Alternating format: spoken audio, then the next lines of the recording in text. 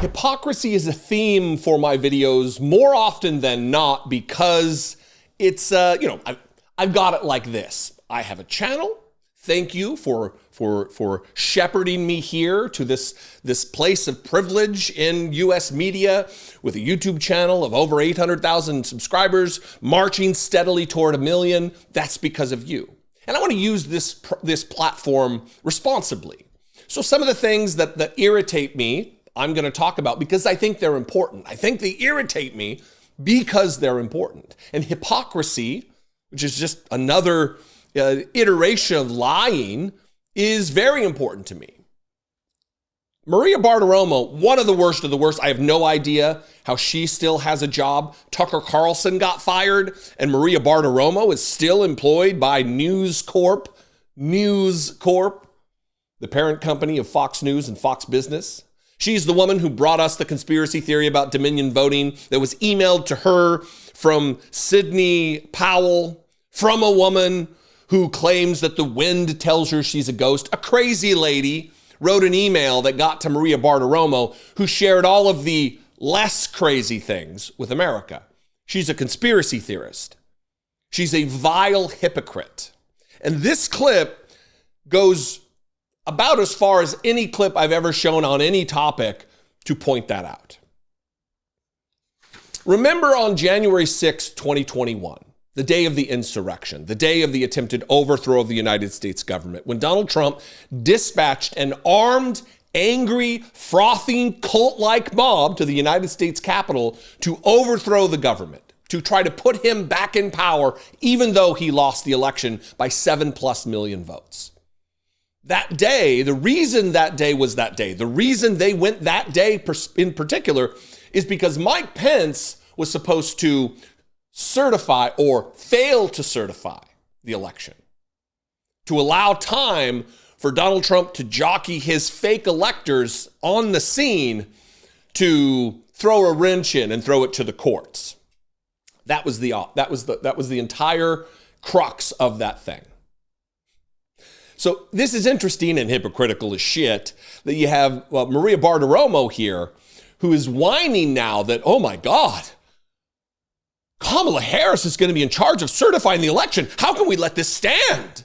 The same people who wanted the vice president imbued with insane unconstitutional power to single-handedly overturn the results of our democracy in this country is now very concerned, y'all, about Kamala Harris, the current seated vice president of the United States, just as Mike Pence was.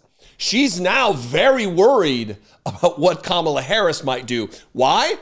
Because Kamala Harris doesn't have inherently in her the power, constitutionally as vice president, to do what they wanted Mike Pence to do. And they're worried about it. They weren't worried about it then, oh yeah, he has the power. So it's rules for thee, but not for me. Rules for Democrats, but Republicans, they operate on a different plane, by a different set of rules. They have a separate and apart constitution than the one we have to follow. Watch this. I've got to get your reaction to what one of your colleagues told us in the last hour, and that was Chip Roy. And we discussed the fact that as vice president, Kamala Harris is tasked with certifying the election. But what if she's the opponent of the winner, and what if she objects to the election? Here's Chip Roy in the last hour. Watch this.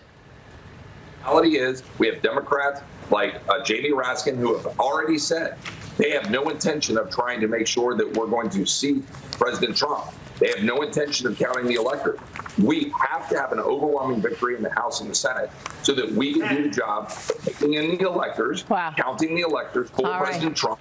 We shouldn't have the Vice President, Kamala Harris, have some sort of unilateral authority to reject the electors. It's a good point, because at the end of the day, isn't it the Vice President that has to certify? Yep, which is why I believe that we got to stand up and take the electors. That's what we're going to do. How can they, with a straight face, knowing we have hours of video footage that by now the vast majority of Americans witnessed whether it be after the fact or live on TV, the mob attacking the United States Capitol, traipsing through the building with Confederate flags, smearing feces on the wall, destroying or attempting to our democracy. And now she's got a problem. As Vice President Kamala Harris is tasked with certifying the election, but what if she's the opponent of the winner? And what if she objects to the election? Oh, Mike Lawler, watch this clip of me talking to Chip Roy last hour.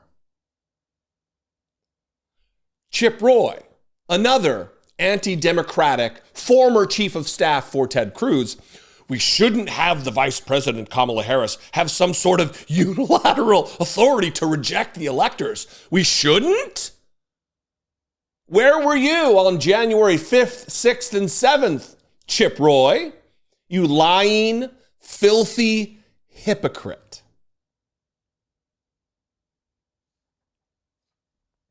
That's all, folks. That's the video. Liars, hypocrites, rules apply to you, they don't apply to us, and it's not even veiled here. It's not even hidden. It's not even coded. They're just liars in service to getting Donald Trump back into office, getting a fascist, dictatorial goober back into office who will rule far differently than he did the first time, because now there are no guardrails. Now he's learned from his mistakes. He doesn't need to do what the media would like him to do, or the vast majority of the American people, and try to put in some people who would be guardrails, like a Mike Pence, shockingly like a Mike Pence. Now, all rules are moot for Donald Trump. He's going to put in the most radical morons around him who will put into place a dangerous prescription and agenda for this administration. Donald Trump has said, I want to be a dictator on day one. He has said that because of what took place in 2020, all rules, regulations, and articles up to and including the Constitution of the United States should be terminated. He wanted a special election, just a redo of the election, after he called into question only the states that he lost. It was only fraud in the states that he lost. There wasn't fraud in Texas or Idaho or Oklahoma or Louisiana. No. Those were up and up. The fraud was where the black people live. Detroit, Michigan. Philadelphia, Pennsylvania. Atlanta, Georgia. That's where the fraud was. Rules for thee, but not for me. What do you think? I'd love to know. I invite you to this conversation. You can comment below. That would be great. You can also leave me a voicemail, 714-576-4054. And of course, as always, you can email me daily@dollemore.com. Please consider helping me do this work, helping this channel grow, helping me produce this content. Click the join button below for $1.99. That's all it takes. You can take part in doing just that, or you can go over to patreon.com/IDoubtItPodcast. It's not necessarily the amount, it's marshaling the size of the growing audience. And if 1% or 2% take part in supporting the work, we can grow bigly, or big league, as Donald Trump says. Anyway, follow me on social media if you're there. I'm at Dollemore. I'd love to see you, and I will see you next time. Until then, be genuine. Take care of one another.